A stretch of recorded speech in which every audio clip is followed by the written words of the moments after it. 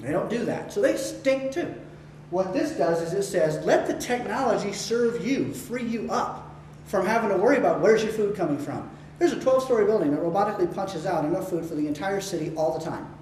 And we've got volunteer technicians around the city, like 5,000 of them, who happen to like that kind of work. People are going to be able to do what they want to do. I'm a techie, technical geek. That's what I gravitate towards. Artists could be artists. People could do whatever they want. And you would eliminate jobs that are pointless, that don't need to be done. Technology can take the garbage out for you. Technology, or go pick it up anyway. Technology can do so much for us so that it frees human beings up from this mundane labor world that we live in to go do the bigger and better things. And, heaven forbid, we actually enjoy life and have more free time to go golf or be with the family or hang out with the grandkids or the kids. Or, you know what, this week I'm going to go to Australia. Why? Because I can. Because I'm not hamstrung by some job that I need to work to get money to buy just basic essentials, much less anything recreational. So that's the general idea. And that's actually it. Okay, good. Like I said, it was very short. Q&A. Yeah, so if I need food, I go to a store and get what I want, right? Actually, it'd be better than that. If you need food, you would call it up in your house. And the robotic distribution center would load up a car, and the technology exists to do this. Could load up the car and drive it to your house, and then you just walk out and you get the food. You would have, say, a food carrying case, almost like a shopping cart. Yeah. You pull out the full cart, put it in the empty cart, send it back to the distribution center. If I want a new car, I'll just go pick up a Lexus, right? Just take it home. If I want to go to Europe, I just go get on a plane, go over there, stay in a hotel, don't worry about any money, right? Yeah, there's no money. I would do a train. I tell you what, this is total nonsense. Is it? Okay. Because nobody's going to go to work if they get everything for free, for God's sake. You don't have to go to work, not in that sense. No, who's going to do the work? The technology, the robots, and the machinery will do the work. Oh, somebody has to take care of it. You're right, absolutely, and there are plenty of people to do that, but how many people... How are you going to measure this? If I want a Lexus and everybody else wants a Lexus, who gets the Lexus? All that's made is Lexuses. Oh, That's really? it. You make the highest quality of everything. Seriously. We make redundancy bad products all the time. Little dinky Kias that break down on a regular basis. Little Toyotas are going through hell right now. This has been thought of 50 years ago. No, don't use currency, just everything's free. It's nonsense that would never work. 50 years ago, they didn't have the technical capability to do half of this. Yeah, but who's going to do the work again? Everybody's going to want to just pick up their stuff for free. They would get their stuff for free. They wouldn't have to pick up anything. Is it so bad to live in a world where you can actually relax and still be able to live? People will work doing their hobbies. For example, you go to work now or somebody goes to work to a job they don't like, but they have a hobby that they will spend a lot of their own money on in their garage doing something that they love. Well, guess what? In this system, that's actually what you would do.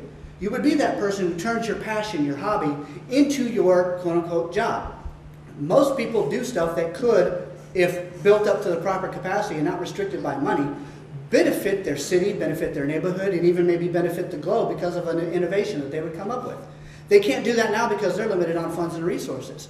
There's no reason why people wouldn't pursue their passions. Rich people don't sit at home all day doing nothing. They go and do stuff. They live. Why? Because they can afford to do it. Poor people are stuck at home all day. They're quote-unquote lazy, not because they want to be, but because they don't have the money to go do anything.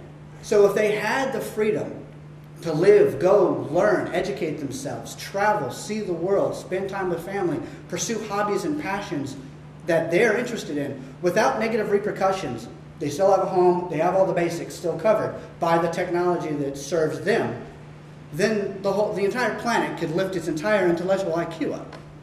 Nobody's going to do the work, though. I completely disagree because people will do hobbies. No, look, we're talking about world resources.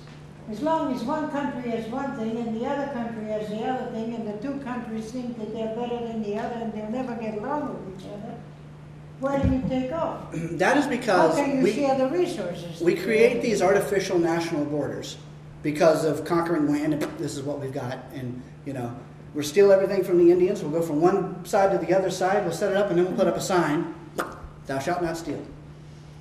Although you pretty much did that when you got the country in the first place. The first thing you have to do is for people to communicate with Exactly, and that's what the point of the Zionist to get movement to is. that point, The rest of it is fantasy. Well, the purpose of the Zeitgeist movement is to bring about that awareness that the world could be better. And sure as isn't great now. And it's very limited. There's the haves and the have-nots, and there's a hell of a lot more have-nots than there are of the haves. And so there's a disparity to begin with. Go ahead. You had your hand up for a while. I'm sorry. Oh, me? Yes. I have a list of questions, as Sure. usual. But first of all, please don't use the swastika for socialism. It's the swastika represents I the know, National Socialist Socialism. Party. But we get into arguments all the time when we are left-wing and they call us Nazis. We're not Nazis because we believe in socialism. Use the flag of Norway or something. She's right. Okay. Okay. Honestly, I think this could easily be a PBS show if you put on the second half where you actually show what the solutions are. But let me just ask you a couple of questions and answer whichever you want to. How are resources divided? Because our top 1/2% are not going to go along with us having a ride on the car and a free lunch. Right. I wouldn't say free lunch because, again, that's using a monetary term. And so you got to try to, But they it's will. difficult. Oh, I know they will. One of the things we all agree, the transition is going to be a pain in the butt. The people, that top 5% is absolutely not going to want to let go of their power and control over others. Too bad for them. There's a hell of a lot more of us than there are of them. Yes, but Republicans have told them that they could one day be rich, so they have to protect the rights of the rich. And they actually are mathematically challenged and don't understand that to be in the top 1/2%, you have a 99.5% odds against you. Right. That's why I tell somebody, if you knew that the tires on your car were going to blow out 99% of the time, would you trust your car? Of course. But you're basing your entire future prosperity on a 1% scenario when 99% of the time your tires are going to explode.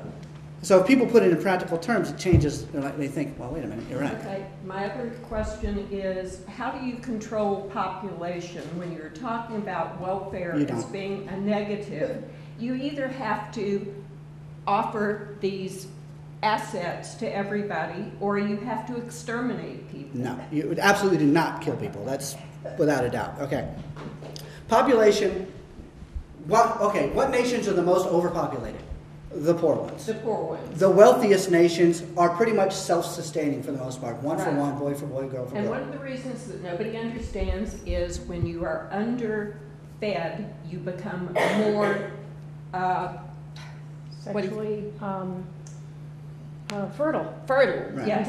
Yes. And so, and that's, if you were to go to the Vetus Project website, there's 104 frequently asked questions. Okay? And so that's one of many that are addressed that explain how the system can work and why it's different than everything else that's ever been presented before. But it covers that too. My last question is, if we look at the world's assets, who is going to control the world's assets? I certainly wouldn't have the U.S. government do it. No, there is no need for a centralized government in this system. But you say you have satellites that will say, okay, we have, zinc here, we have copper here. Who is the one controlling the overview of all the world's assets?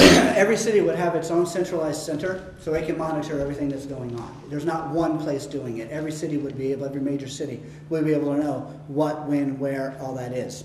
It's central communication and distribution. Much like how a neighborhood, if it was a self-sustaining neighborhood, could control's not a word, could use the information that it has at its disposal to communicate amongst each other to get a project done.